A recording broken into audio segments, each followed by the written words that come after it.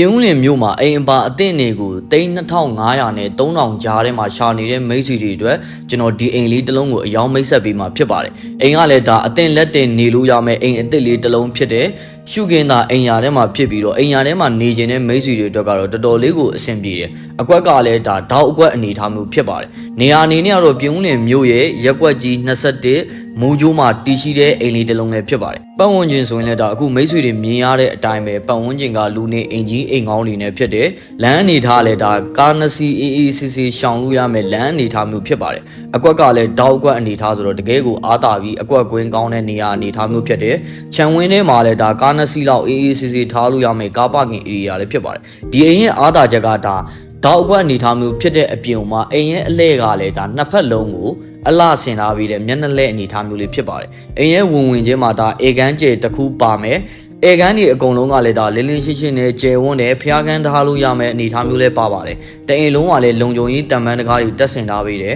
အခန်းဖွဲအနေနဲ့ကတော့ဒါရိုးရိုးနှစ်ခန်းနဲ့မာစတာထခန်းပါရှိတဲ့အိမ်ဖွဲ့စည်းပုံအနေထားမျိုးဖြစ်ပါတယ်။မျက်နှာကျက်စီလင်ဟိုက်အနေနဲ့ကလည်းမြင့်တဲ့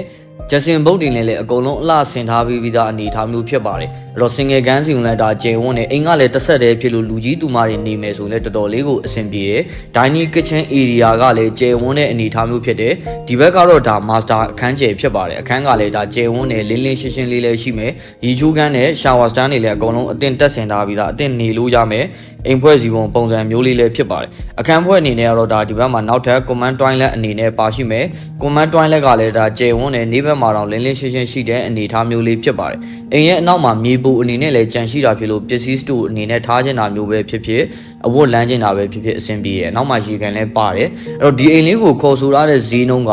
ချန်ကျဲပေ40-60တောက်အကွက်ကူမှာ3900ပဲခေါ်ဆိုရတာဖြစ်ပါတယ်ပိုင်ရှင်နဲ့ဓာတ်ရိုက်ကူမှာစိတ်ကြိုက်ဈေးညှိနှိုင်းလို့ရမှာဖြစ်ပါတယ်ဗျာအားလုံးကျေးဇူးတင်ပါ